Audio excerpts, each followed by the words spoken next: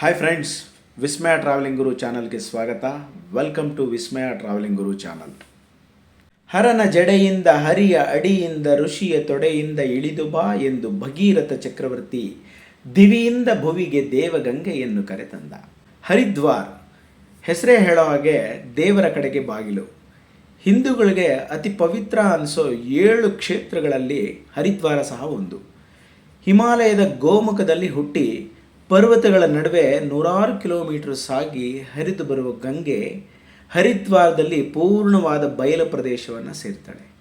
ಆ ಕಾರಣದಿಂದನೇ ಹರಿದ್ವಾರಕ್ಕೆ ಗಂಗಾದ್ವಾರ ಅಂತ ಕೂಡ ಹೆಸರಿದೆ. ಆಕಾಶದಿಂದ ಈ ಗಂಗಾ ನದಿ ಹರಿದು ಬರೋ ದಾರಿ ನೋಡೋದೇ ಒಂದು ಸಂಭ್ರಮ, ಖುಷಿ ಅನಿಸುತ್ತೆ. ಅಂತಹ ಒಂದು ಪುಣ್ಯ ಕ್ಷೇತ್ರನ ನಿಮ್ಮ ಕಣ್ಮುಂದೆ ತೆರೆದಿಡೋ ಈ ನನ್ನ ಸಣ್ಣ ಪ್ರಯತ್ನಕ್ಕೆ ನಿಮ್ಮಿಂದ ಅತಿ ಹೆಚ್ಚು ಲೈಕ್ ಮತ್ತು ಈ ವಿಡಿಯೋನ ಅತಿ ಹೆಚ್ಚು ಶೇರ್ ಮಾಡೋದ್ರ ಮೂಲಕ ನಿರೀಕ್ಷೆ ಮಾಡ್ತೀನಿ. ಇದೇ ನೋಡಿ ಹರಿದ್ವಾರ. ಮೊದಲಿಗೆ ನಾವು ಇಲ್ಲಿನ ವಿಶೇಷ ಸ್ಥಳವಾದ ಮಾನಸಾದೇವಿ ಮಂದಿರಕ್ಕೆ ಹೋಗೋಣ. ಇದೇ ಮಾನಸಾದೇವಿ ಮಂದಿರ. ಇಲ್ಲಿಗೆ ಹೋಗೋದಕ್ಕೆ 2 ವಿಧಾನಗಳಿದೆ. ಒಂದು ನಡ್ಕೊಂಡಾದರೂ ಹತ್ಬೋದು, ಇನ್ನೊಂದು ರೋಪ್ವೇಲಾದರೂ ಹೋಗ್ಬೋದು.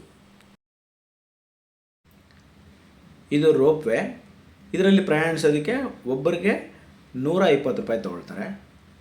ಅಪ್ ಆ್ಯಂಡ್ ಡೌನ್ 2 ಸೇರಿ 5 ನಿಮಿಷಕ್ಕೆ ನಾವು ಬೆಟ್ಟದ ಮೇಲ್ಗಡೆ ರೀಚ್ ಆಗ್ತೀವಿ. ಬಿಲ್ವ ಪರ್ವತ ಅಂತ ಇದರ ಹೆಸರು. ಈ ರೋಪ್ ವೇಲ್ ಹೋಗ್ಬೇಕಾದ್ರೇ ಸುತ್ತಲಿನ ಪ್ರದೇಶ, ಹರಿದ್ವಾರದ ಸುತ್ತಲಿನ ಪ್ರದೇಶ ಎಲ್ಲ ಕಣ್ಣಿಗೆ ನೀಟಾಗಿ ಕಾಣುತ್ತೆ.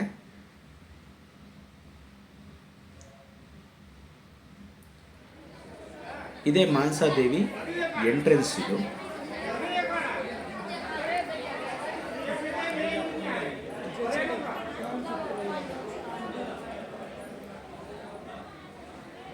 ಇದೇ ಮಾನಸಾದೇವಿ ಮಂದಿರ. ಹೆಸರಲ್ಲೇ ಇರೋ ಥರ ಮನೋಕಾಮನೆಗಳನ್ನು ಪೂರ್ಣಗೊಳಿಸುವಂಥ ದೇವತೆ. 3 ಮುಖಗಳನ್ನು ಹೊಂದಿರುವಂಥ ದೇವಿಯ ಮೂರ್ತಿ ಇದು.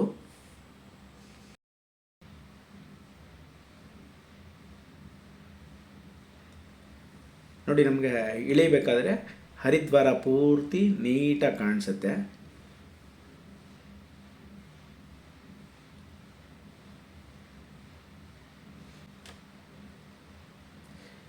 ಇಲ್ಲಿಂದ ನೆಕ್ಸ್ಟು ನಾವು ಚಂಡೀದೇವಿ ಮಂದಿರಕ್ಕೆ ಹೋಗೋಣ. ಇದು ಚಂಡೀದೇವಿ ಮಂದಿರ. ಅಲ್ಲಿಗೂ ಅಷ್ಟೇ ರೋಪ್ವೇಲಾದರೂ ಹೋಗ್ಬೋದು, ನಡ್ಕೊಂಡಾದರೂ ಹೋಗ್ಬೋದು. ಮಾನಸಾದೇವಿಗಿನ್ನ ಈ ಬೆಟ್ಟ ತುಂಬ ದೊಡ್ಡದಿರೋದ್ರಿಂದ ಇಲ್ಲಿಗೆ ರೋಪ್ವೇಲ್ ಹೋಗೋದೇ ಸೂಕ್ತ. ಇದು ಒಬ್ಬರಿಗೆ ಒಂದು ಟಿಕೆಟು 220 ರೂಪಾಯಿ. ನೀಲ ಪರ್ವತ ಅಂತ ಇದರ ಹೆಸರು.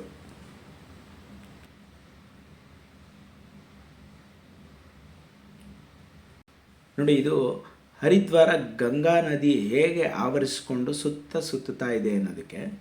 ಈ ದೇವಸ್ಥಾನಗಳೆಲ್ಲ 4 ಕಿಲೋಮೀಟ್ರು 3 ಕಿಲೋಮೀಟ್ರ್ ದೂರನೇ ಇರೋದು ಹರಿದ್ವಾರ ಮೈನ್ ಸೆಂಟ್ರಿಂದ. ನೀವು ಆಟೋಗಳಲ್ಲಾದರೂ ಹೋಗ್ಬೋದು, बसಗಳಲ್ಲಾದರೂ. माता के दर्शन में को दान भी कराते हैं गुड़िया। तेरे को बेटे की मुराद का वचन दिया हुआ को दान तो कराते हैं बेटे। जय श्री राम,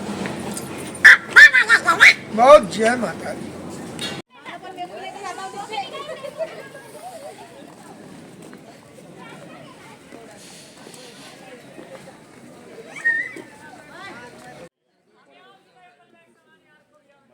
ದೇವಸ್ಥಾನದ ಎಂಟ್ರೆನ್ಸ್ ಹತ್ರ ಬಂದ್ವಿ. ಇದೇ ಚಂಡೀದೇವಿ ದೇವಸ್ಥಾನ. ಶುಂಭ ನಿಶುಂಭರೆಂಬ ರಾಕ್ಷಸರನ್ನು ಚಂಡೀದೇವಿಯು ಸಂಹಾರ ಮಾಡಿದ ಮೇಲೆ ಶಂಕರಾಚಾರ್ಯರು ಇದನ್ನು ಇಲ್ಲಿ ಪ್ರತಿಷ್ಠಾಪನೆ ಮಾಡಿದ್ದಾರೆ ಅಂತ ಹೇಳ್ತಾರೆ.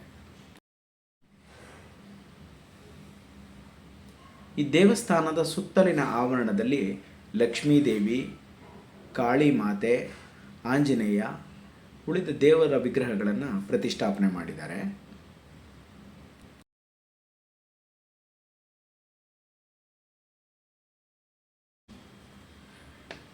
ಇದು ಹರಿದ್ವಾರದ ಕೇಂದ್ರ ಬಿಂದುವಾದ ಸ್ಥಳ. ಇಲ್ಲಿ ಗಂಗಾ ನದಿಯು 2 ಭಾಗವಾಗಿ, ಒಂದು ಕಡೆ ವಿಶಾಲವಾಗಿ, ಇನ್ನೊಂದು ಕಡೆ ಚಿಕ್ಕದಾಗಿ ಹರಿಯುವಂಥ ಜಾಗ. ಇದು ದೊಡ್ಡದಾಗಿ ಹರಿತಾ ಇರುವಂಥ ಜಾಗ.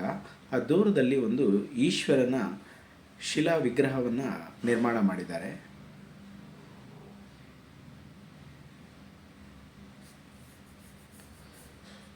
ಸುತ್ತ ಕಾಣ್ತಾ ಇರೋದು ನಿಮಗೆ ಬ್ರಿಡ್ಜ್. ಅದು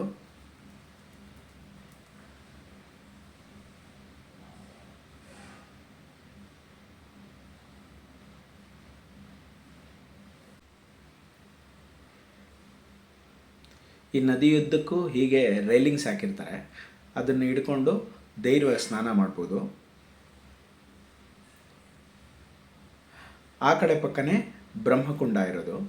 ಬ್ರಹ್ಮಕುಂಡ ಒಂದು ಪವಿತ್ರವಾದ ಸ್ನಾನಘಟ್ಟ. ಇದನ್ನು 1ನೇ ಶತಮಾನದಲ್ಲಿ ರಾಜ ವಿಕ್ರಮಾದಿತ್ಯ ಕಟ್ಟಿಸಿದ ಅಂತ ಹೇಳ್ತಾರೆ. ಎದುರು ಕಾಣ್ತಾ ಇರೋ ಆ ಬ್ರಹ್ಮಕುಂಡದಲ್ಲೇ ಗಂಗಾ ಆರತಿ ಶುರು ಮಾಡೋದು. ಅದರಿಂದ ಅದನ್ನು ನೋಡೋದಕ್ಕೋಸ್ಕರ ಜನ ಈಗಲಿಂದನೇ ಆ ದಡದ ಭಾಗದಲ್ಲಿ ಮೆಟ್ಲುಗಳ ಹತ್ರ ಎಲ್ಲ ಈಗಲಿಂದನೇ ಜಾಗ ರಿಸರ್ವ್ ಮಾಡಿಕೊಂಡು ಕೂತ್ಕೊಳ್ತಾ ಇದ್ದಾರೆ.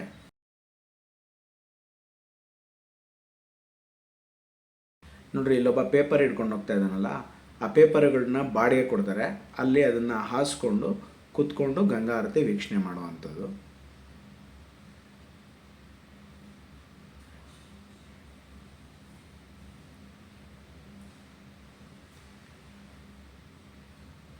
ಆ ಬ್ರಹ್ಮಕುಂಡದ ಪಕ್ಕದಲ್ಲಿ ಇವರೆಲ್ಲ ಸ್ನಾನ ಮಾಡ್ತಾ ಇದ್ದಾರೆ. ಅಲ್ಲಿ ಚೈನುಗಳನ್ನು ಹಾಕಿದ್ದಾರೆ. ಆ ಚೈನುಗಳನ್ನು ಹಿಡ್ಕೊಂಡು ನೀರಿನಲ್ಲಿ ಮುಳುಗುವಂಥ ವ್ಯವಸ್ಥೆ ಇದೆ. ಈ ಗಂಗೆಯ ಸ್ಪರ್ಶ ಮಾತ್ರದಿಂದಲೇ ಜನ್ಮ ಜನ್ಮಾಂತರಗಳ ಪಾಪಗಳೆಲ್ಲವೂ ಪರಿಹಾರ.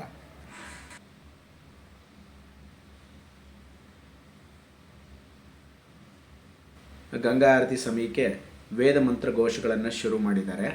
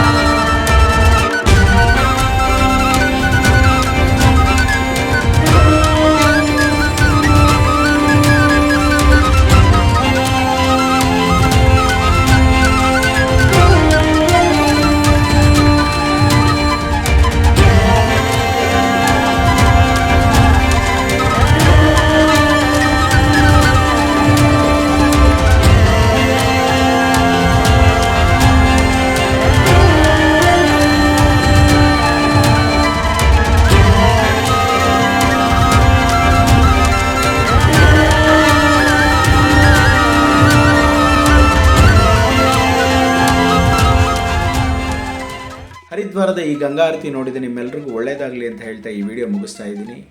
ವಿಡಿಯೋ ಇಷ್ಟ ಆದರೆ ಲೈಕ್ ಕೊಡಿ, ಕಮೆಂಟ್ ಮಾಡಿ, ಶೇರ್ ಮಾಡಿ. ಇನ್ನೂ ನನ್ನ ಚಾನಲ್ ಸಬ್ಸ್ಕ್ರೈಬ್ ಆಗಿದೆ, ಸಬ್ಸ್ಕ್ರೈಬ್ ಮಾಡ್ಕೊಳ್ಳಿ. ಇನ್ನೊಂದು ಹೊಸ ವಿಡಿಯೋ ಜೊತೆ ನಿಮ್ಮ ಮುಂದೆ ಬರ್ತೀನಿ. ವಿಡಿಯೋ ನೋಡೋದಕ್ಕೆ ಧನ್ಯವಾದಗಳು.